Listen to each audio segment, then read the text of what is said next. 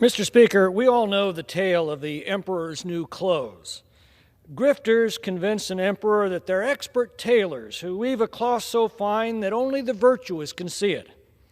The emperor wraps himself in nothing and parades the streets as all the townspeople compete to signal their own virtue by proclaiming how beautiful the material is, even though their own common sense tells them otherwise. This scheme is successful until a little boy who knows better states the obvious.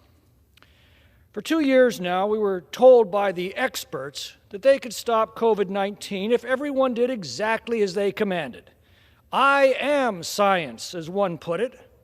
They quashed debate within the medical community and ridiculed, censored, and fired any dissenters. Now, looking back, we can clearly see what a self-destructive folly they produced. Study after study now confirms the obvious, that the mask mandates, school closures, home detention orders, and business closures had virtually no impact on the virus, but they did appalling damage to the economy. They seriously harmed children in ways we're still cataloging, and they cost untold lives due to suicides, drug and alcohol overdoses, delayed health screenings and treatments, and poverty-related deaths. This recent tragic experience should warn us all to be much more skeptical of surrendering common sense to so-called experts and of suppressing free debate over what science actually is telling us. Which brings us to the Democrats' ongoing and escalating war on fossil fuels. The road they have placed us on leads to a bleak future of unaffordable energy, rolling blackouts, empty shelves, and increasingly brutal rationing of every watt of electricity and drop of gasoline that we once took for granted. Gasoline prices are already the highest ever seen in this country as we discourage production. Electricity prices are skyrocketing, pushed by the crushing cost of renewables. Utilities across the country are now warning of summer blackouts because renewable mandates have destabilized the electricity grid. Joe Biden and the Democrats promised to wage war on fossil fuels, and they've succeeded. On his first day in office, he canceled the Keystone Pipeline, which today should have been completed and be delivering 830,000 barrels of crude oil every day into American markets. He canceled oil and gas exploration on federal lands. Just last month, he withdrew 1 million acres of land from exploration and production in oil-rich Alaska and the Gulf of Mexico. And he blames Vladimir Putin. Under the pro-growth policies of the Trump administration, America didn't need Putin's oil.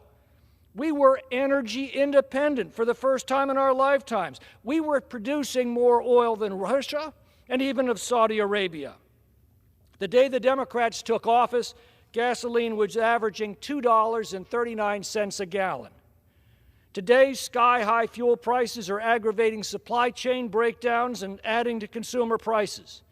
Acreage once devoted to growing corn for food is now used to produce ethanol, which requires trading an entire acre of corn to produce just 550 gallons of ethanol. And the irony is, at a time when these Green New Deal policies can't guarantee enough electricity to keep the lights on this summer at any price, these Democrat elitists are telling families to buy electric cars. Well, where do they think the electricity for their electric cars comes from? 80% comes from fossil fuels that they're ruthlessly shutting down.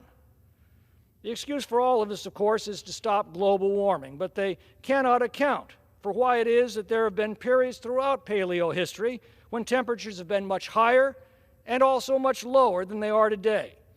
Nor do they account for the infinitely more powerful natural forces that shape our constantly changing climate. The blind reliance on hand-picked experts and the suppression of dissent in our approach to COVID cost lives and destroyed the most prosperous economic expansion in our lifetimes. But its excesses pale in comparison with what the Green Left is now doing to our society. The pain and damage we're feeling today is just the first bitter taste of what is to come if they prevail. Of one thing we can be certain: whether or not we destroy our nation's prosperity by continuing the Democrats' war on fossil fuels, the earth will continue to warm and cool as it has for billions of years. The only question we can answer is whether ours will be a future of abundance or scarcity, prosperity or poverty, comfort or misery. I yield back.